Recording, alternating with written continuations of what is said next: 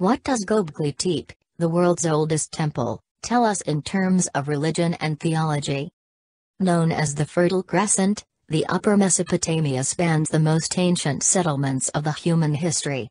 This area occupies Urfa and Harran regions in the southeastern part of our country. A student of Aristotle, Alexander of Macedonia, named this place as Edessa to reminisce about the lands where he had grown up. Urfa and Harran are two magical cities where religions and myths have emerged. This region is known by Anatolian people as the City of Prophets. This is the region where many civilizations such as the archaic Sumerian, Assyrian, Babylonian and Chaldean states were established and collapsed. According to divine religions, Prophet Abraham, who is regarded as the father of monotheistic faiths, lived in this region for 75 years. The Romans named this region as Hellanopolis, meaning a pagan city. This is because it is one of the most significant areas of settlement for paganism in Mesopotamia, where temples devoted to Shamash, the solar deity, and Sin, the lunar, are located. In addition, Sabians, Mandeans, who are among the significant representatives of the Gnostic belief, and who trace their creeds back to Prophet Adam, lived in this region. Therefore, it is also possible to interpret the history of this region with reference to an earlier era when Prophet Adam, who is regarded as the first human being, was created, as this region also covers the Garden of Eden, which is mentioned in the Torah and where Prophet Adam was domiciled. The relevant passage from the Old Testament is as follows. Now the Lord God had planted a garden in the east, in Eden. And there he put the man, Adam, he had formed. The Lord God made all kinds of trees grow out of the ground, trees that were pleasing to the eye and good for food. In the middle of the garden were the tree of life and the tree of the knowledge of good and evil. A river watering the garden flowed from Eden, from there it was separated into 4 headwaters. The name of the first is the Pishon. It winds through the entire land of Havilah, where there is gold. The gold of that land is good, aromatic resiny, and onyx are also there. The name of the second river is the Gihon, it winds through the entire land of Cush. The name of the third river is the Tigris, it runs along the east side of Ashur. And the fourth river is the Euphrates. Genesis 2:8-14. It is understood from these statements that the Euphrates and the Tigris are rivers flowing from the Garden of Eden. In this context, we can trace the history of the region and, hence, of the people of the region back to much earlier times. Furthermore, it can be deduced that humanity originated from these regions and civilization started to overflow from the Near East. Today, the region spanning Urfa and Harran attracts the attention of especially researchers in the fields of archaeology and history of religions. Therefore, the region has been the subject of discussion in philosophy and theology in the context of interdisciplinary research methods. Archaeologists have previously performed research in the region and reached a dozen materials dating back to antiquity in localities such as Neveli Sorai and Göbekli Tepe. Urfa Museum also houses the world's oldest statue Urfa Man or Pakoğlu statue shaped at the size of a human being. However, the actual distinctive excavation works have been conducted in Göbekli Tepe locality, which is regarded as the ground zero of history. These excavation works led to discovery of data that would undermine many conceptions which were assumed to be true concerning the history of humanity and civilization. The data that have been unearthed would require reconsideration of the knowledge and belief traditions of the humanity. In fact, it was argued in archaeology that in the Neolithic Age, New Stone Age, that is, 12,000 years ago, humans could not make pottery yet, did not possess kiln drying knowledge and led their lives based on hunting and foraging. However, excavation findings have shown that this is far from the truth. Göbekli Tepe is 12 kilometers far from Urfa, which is one of the archaic and mystical cities in history. The site was discovered by German archaeologist Klaus Schmidt. According to Schmidt, the site was not unknown, but it was not recognized, either. In addition, the excavation site is not a secluded area hidden in the midst of a valley. On the contrary, it is situated at the summit of the highest hill with a commanding view. Arriving at the site in 1994, Schmidt commenced excavations in 1995 and obtained efficient results. Schmidt discovered open-top megalithic structures without a residential purpose. These structures with no residential purposes were meant for religious and liturgical purposes. Examinations performed with the carbon-14 dating method have indicated that the structures dated back 12,000 years, 9–10,000 BCE. According to geomagnetic research, this group of structures consisting of 20 temples were erected on the basis of a certain arrangement. These are circular megalithic structures consisting of a twin T-shaped obelisk at the center and surrounding stones and wall. These stones were produced by carving limestone with a flintstone. Each obelisk weighs at least 40–50 tons and has a length of 4 to 6 meters. What is more interesting is that these limestones were brought to this site probably from a distance of 2 kilometers. It is also interesting how the temples survived to this date. This is because it would be expected for this group of structures dating back 12,000 years to have suffered significant deformation. However, some of this group of structures remained intact up to the present. While some of the temples were covered up due to natural phenomena such as air and erosion, the rest were buried by human hand using hundreds of cubic meters of stone, soil and similar materials approximately 1,000 years after their construction. In other words, humans buried by hand the temples that they had built again by their hands. It is possible to speculate as to why Göbekli Tepe humans acted this way by referring to potential scenarios such as forced migration, anticipated natural phenomena, climate change, state of war, hunger or famine. The common point in all possible scenarios appears to be an ominous incident that they expected to happen for sure. This can be either a war or a natural disaster. Another possible reason might be the intention to conceal concrete structures representing their beliefs due to a fear of suffering oppression on account of their beliefs. For instance, the Mayans, one of the civilizations that flourished in America, suffered the same fate. The Mayans were advanced enough in astronomy to determine the solar year and they worshipped celestial bodies. It is understood that they left their homelands in an urgent manner for a still unknown reason. Nevertheless, there is no information available as to why Göbekli Tepe people buried these structures in a calculated manner and then left. It looks as if the reason behind this feature of Göbekli Tepe will remain an ancient and unsolved mystery of history. There is no definitive and agreed-upon concept concerning how to define the relationship of prehistoric peoples with the sacred. In general, concepts such as spiritual life, religious beliefs, rituals, symbolism, myths and cults are used to represent this relationship. Therefore, it is not possible to pinpoint the exact perceptions and conceptions of Göbekli Tepe people concerning the sacred.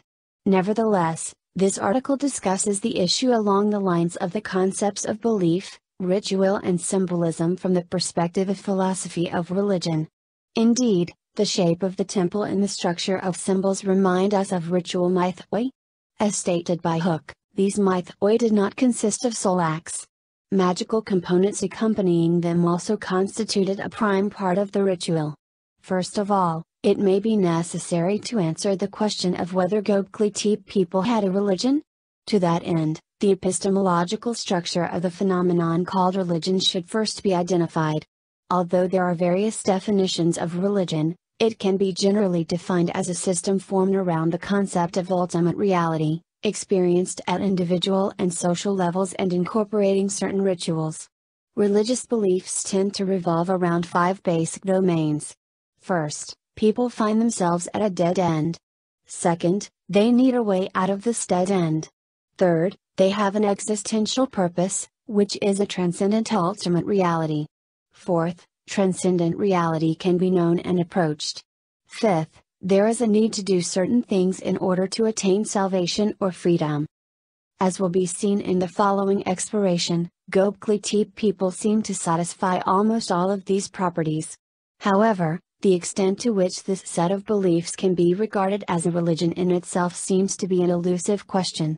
This is because it seems difficult to determine which belief Göbekli Tepe people had or what kind of god they believed in. Still, based on data obtained from excavations, it seems definitive that they had faith. This is because the appearance of their structures suggests that they were not intended as a place of residence. The structures generally consist of 2 large obelisks at the center circularly surrounded by 12 obelisks. Around this arrangement, there is a structure where people can sit and watch. It is understood from the structure that an act, play, ritual, was performed at the center and the surrounding people watched it, just as in Greek and Roman theaters. The floor, on the other hand, is liquid-proof and equipped with water channels. That is, people perform their worship not in a simple environment, but inside a complex. Moreover, the monuments inside these complex structures are full of reliefs made by skilled hands and bearing certain meanings. Furthermore, people of the Neolithic era without the skill of pottery actually understood what they meant. Therefore, it is possible to trace the phenomenon of faith back to the oldest periods of humanity.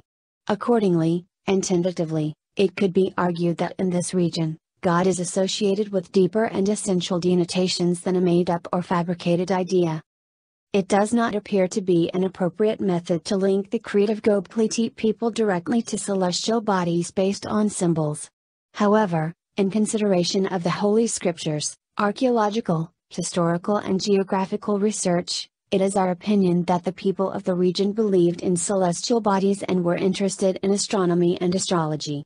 This is because the tradition of worshipping the stars existed in this region, such as Assyrian Babylonian polytheism and Mendaism, and the figures embossed on the obelisks that have been found in the region as well as their number and structure lead us to this assumption.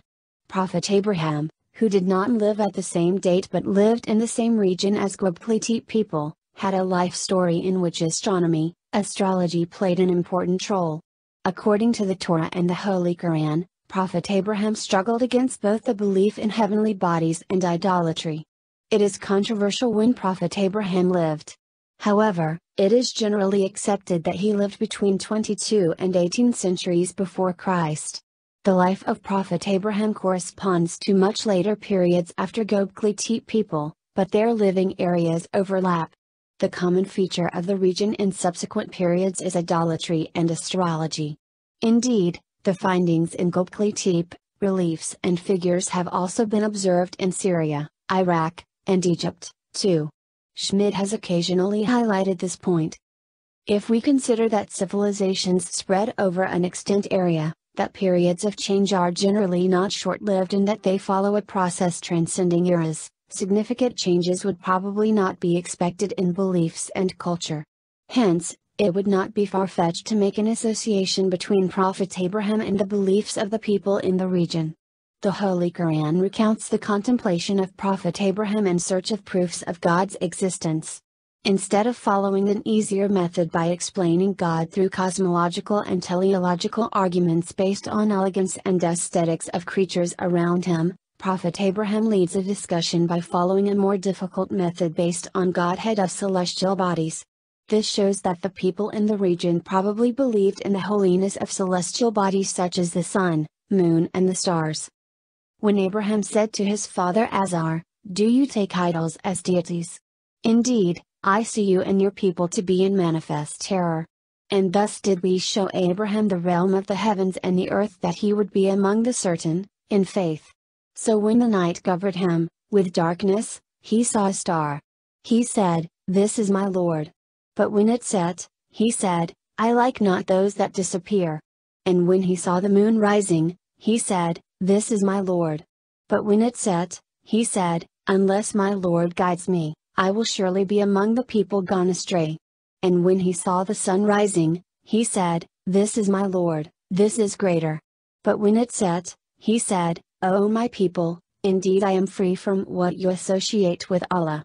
Indeed, I have turned my face toward He who created the heavens and the earth, inclining toward truth, and I am not of those who associate others with Allah." And his people argued with him. He said, "Do you argue with me concerning Allah while He has guided me? And I fear not what you associate with Him, and will not be harmed, unless my Lord should will something. My Lord encompasses all things in knowledge, then will you not remember? And how should I fear what you associate while you do not fear that you have associated with Allah that for which He has not sent down to you any authority? So which of the two parties has more right to security, if you should know? They who believe and do not mix their belief with injustice, those will have security, and they are, rightly, guided. Holy Quran 6/Al-An'am, 7582. Similarly, the Torah also records that the people of the region believed in the stars. It is a known fact that various passages of the Torah rejects worship of heavenly bodies. However, in the book of Amos, it is recounted that Prophet Amos warned his people not to worship celestial bodies. The relevant passages are as follows. Yet you will carry away Sukkoth, your king, and Kaiwan, your star image. Your gods that you have made for yourselves. Amos 5:26. It is understood that Prophet Amos tried to deter his people from worshipping Sukkoth and Kaiwan, which are the names of gods worshipped by Assyrians that lived on the banks of Tigris in northern Iraq. Although there are terminological differences, it is known that Assyrians worshipped Anu, which was regarded as a sky god. Similarly, the Sumerians who lived in the region had a sky god called An. Thus, it is seen that the civilization in the region was interested in celestial bodies mostly from a theological perspective, and this interest affected and shaped their lives. It is observed that they subsequently developed the theological celestial triad consisting of Shamash, the sun, Sin, the moon, and Ishtar, the stars. We also know that the name of the supreme god worshipped by Sabians, who lived in a much later period, was Malka-din-Hura, meaning the king of light. Rather than entering a discussion of whether the pantheon of gods had a mythological meaning, or whether they are a teleological expression of consecration of local heroes, it should be noted that the common denominator is the polytheistic structure reflected in celestial bodies. It is thought that those who built the structures in Göbekli Tepe performed certain rituals. The fact that the floor is liquid-proof and that there are water channels suggests that a ceremony was performed involving a sacrifice in which a liquid, for example, blood, water, wine, was possibly used. Indeed, the ritual of sacrifice is important for the people of the region, and it was believed that the blood of sacrificed animals would cleanse the temple. Therefore, the temple would be cleaned with water prior to ceremonies. According to Schmidt, there is compelling data evidencing that Göbekli Tepe is a site of dead cultural monuments. In this case, could Göbekli Tepe be a site of worship and altar where any kinds of religious rituals were performed? Indeed, some stone cups were found with a small external channel horizontally leading its way into the center of the cup. Schmidt considers them as offering cups. When we visited Göbekli Tepe, we found it very interesting that very large rocks in close proximity to the site of obelisks were engraved with these figures. It seems difficult to discern whether these figures were made in order to perform a worship or a totally different act. However, these hollows on rocks closely resemble water channels, and ceremonies where water is used are frequently observed in Mesopotamia. In view of the location of the site, Schmidt also finds the structures of Göbekli Tepe similar to Dakmas, which are also known as Towers of Silence in the Zoroaster tradition. In Zoroastrianism, earth, water, air and fire are regarded as sacred and, therefore, it is forbidden to defile them. Accordingly, dead human bodies become defiled, so they can neither be buried in earth, or burned. Therefore, the deceased used to be carried up to dakmas, meaning graves, built at high positions, and they were left there for scavengers. In consideration of the form of construction, architecturally, of Göbekli Tepe, its height and position, Schmidt considers the possibility that this site was built for a similar purpose. He cites as evidence not only these similarities, but also vulture bones abundantly found in excavations at the site. Finally, according to Schmidt, Neveli Sora was the place of the living, and Göbekli Tepe was that of the dead. Therefore, Göbekli Tepe can be conceptualized as a site of temples where ceremonies for the deceased were performed. Constituting an important problem for the philosophy of religion, symbolism is an issue that needs to be considered in terms of the language of religion. God is an infinite concept, and it is really difficult to express him within the bounds of limited linguistic molds of semantics. Just as ceremonies and rituals performed for God carry a symbolic meaning, so too does the language expressing him have a symbolic meaning. Therefore, symbolism is another way of expressing faith. Symbols are the carriers of both faith and culture. They are sometimes images that externalize thought in cases where words fail in expressing what is meant.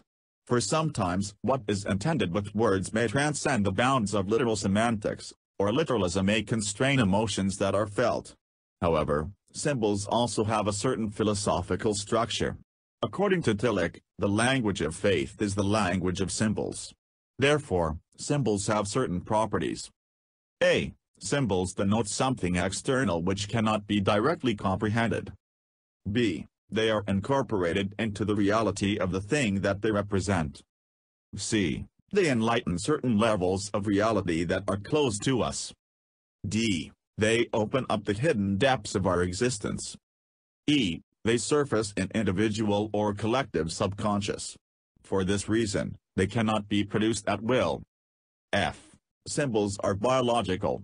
They are born, raised and they die. During the time of Göbekli Tepe, when written language was not fully developed yet, undoubtedly symbolism must have been the very basic means of expressing and communicating people's beliefs, feelings and thoughts.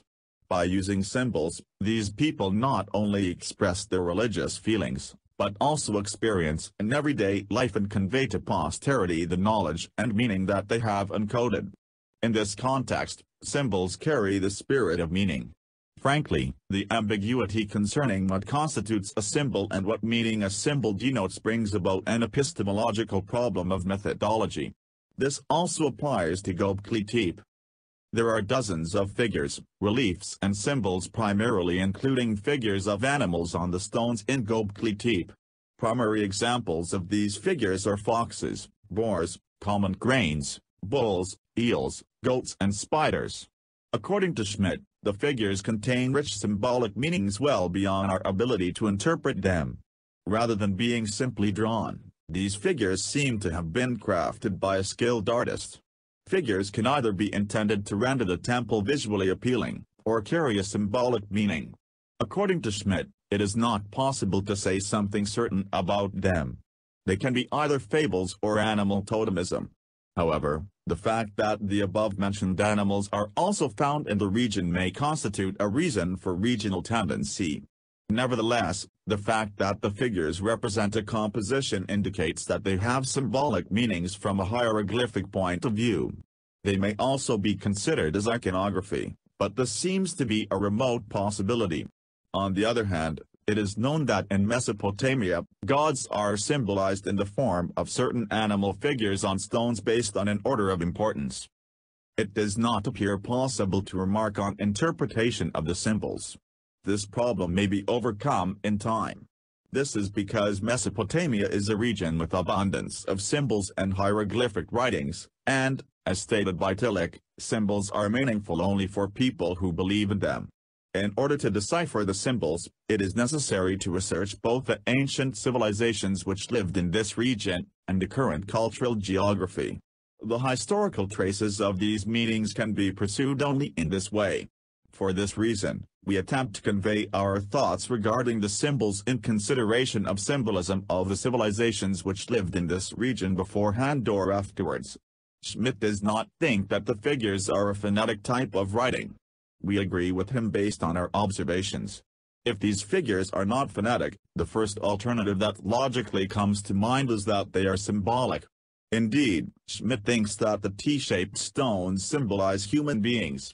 This is because the T-shaped structures are stylized in the form of human beings and they contain reliefs shaped like arms and fingers. The two obelisks at the center may symbolize God and Goddess. One of the important reliefs in Göbekli Tepe is the fox. However, the fox is not a figure that is commonly used in such structures. The fox symbol is exemplified most often in Kuduryu stones and Babel. It is not possible to speculate much about what the fox represents. However, in Babylonian and Sumerian faiths, the fox star in the Big Dipper constellation belongs to Enlil. In other words, God Enlil is symbolized with the fox.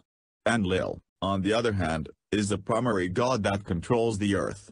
His role in the polytheistic tradition is to punish people by creating storms, lightnings and floods.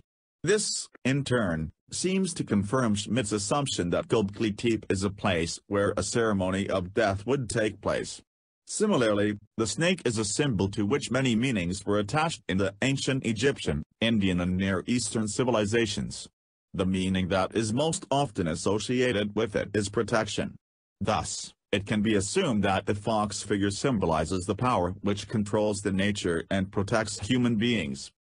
The most typical figures in Göbekli Tepe that can be interpreted metaphysically are human torsos with a goat or dog head. Schmidt interprets them as jinn, which are considered as supernatural creatures. The reason that leads Schmidt to this idea is that other civilizations which lived in the region regarded such figures as jinn or monsters. Schmidt associates these figures with shamanists, who use masks shaped as animal heads during their dance rituals, and who have an occult mindset. This is because a shaman who wants to possess supernatural forces, spirits and to communicate with them should turn into an animal in order to fulfill this task. Another reason is that common cranes perform a dance. While not rejecting Schmidt's interpretation, more serious and strong data are required to confirm it. Furthermore, we do not fully know the shamanic culture, components and impacts in the region. On the other hand, the fact that there is no shamanist culture in the region does not entail non-existence of animist beliefs. Obelisks themselves are T-shaped. In ancient Egypt, T represents plurality and O represents unity. Likewise, in ancient Indian thinking, too, O symbolizes cosmic order, invariance, integrity of divine essence and unity. However, we would like to reiterate that these interpretations do not go beyond speculation. Although these assumptions are speculative, according to Schmidt, all these figures belong to a spiritual world. The findings entail a context which definitely fulfills the contents of the word holy and have a logical relationship amongst themselves. It is, however, possible to search for the counterparts of these symbols also within Hermetism, which is the most archaic symbolic tradition. In fact, the image of the common crane is engraved on the T-shaped stones. One of the important animals living in the region, the common crane was the holy animal of Demeter, the goddess of the harvest and fertility, in antiquity and symbolizes Hermes in ancient Egypt. Hermes is an important figure in Gnostic philosophy and history of science, and although it is often claimed in the ancient Egyptian, Indian, Greek and Islamic traditions, it is not known exactly who he was. According to Hebrews, the real name of Hermes is Anu, meaning to enlighten. It is narrated that the name of Akhenaten, the founder of solar monotheism, turned into Anu. Sabians regard Egyptian Hermes as a prophet. Masudi, a renowned Islamic historian, states that the word Hermes means the planet Mercury, highlighting that it represents a cosmic value. At any rate, Hermes is a key figure at the source of knowledge and enlightenment. When we consider Hermetism, it is possible that the nature of enlightenment is both scientific and astrological. We are not sure to what extent we can interpret this along the lines of Philosophia Perennis or Theologia Perennis. We cannot, either, say that wisdom consisting of a synthesis of religion and philosophy has not prevailed in this region. Based on the embossed H shape and the disc shape inside a semicircle opposite to it, which frequently appear on obelisks, Schmidt thinks that the embossed H shape represents the male, and the circle and crescent symbolize the female. Similarly, a full circle inside a semicircle symbolizes virginity in the ancient pagan culture. This, in a way, represents purity and purification. In addition, there are reliefs on the stones representing women who overly express their sexual identity. They may symbolize fertility in a geographical sense. According to Schmidt, one should be cautious when interpreting sexuality. Undoubtedly, one of the most important sexual figures frequently observed in the reliefs and statuettes in Göbekli Tepe is the figures of penises in erection. Another similar relief is that of a figure in erection with the severed head. This can be interpreted as a phallic cult. It is, however, necessary to make certain deductions in order to interpret the issue in this manner. The human figure without a head on the stone number 43 that is in a state of erection is quite interesting. The state of erection without presence of a head that represents will and thinking may lead us to establish a relationship between will and sexuality. This representation can be interpreted in moral terms as inclination of a human being without willpower. In other words, it can be understood as acts that will be committed by a human being not using his intellect, or as disengagement of willpower as a result of a life bound by excessive sexual desires. In fact, extravagance resulting from transgression of desires beyond the control of mind is interpreted in this fashion in philosophy of ethics. In our opinion, what is of interest is the astronomical meanings and values of symbols. There are several reasons that lead us to this thought. First, as mentioned above, at ancient times, there were many people in this region who worshipped and attributed divinity to celestial bodies. Second, the main theme of the structure leads us to make such an association. That is to say, there are two T-shaped stones at the center surrounded by similarly shaped 12 stones.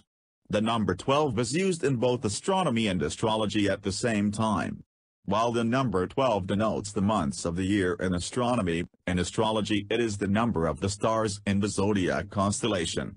That is to say, faith in God, impact of celestial bodies on human nature, fate and the star signs intersect at this point. In other words, religion, science, magic and mythology seem to have been intertwined on these lines in ancient times. In terms of religious symbolism, Göbekli Tepe suffered the same fate as other symbols.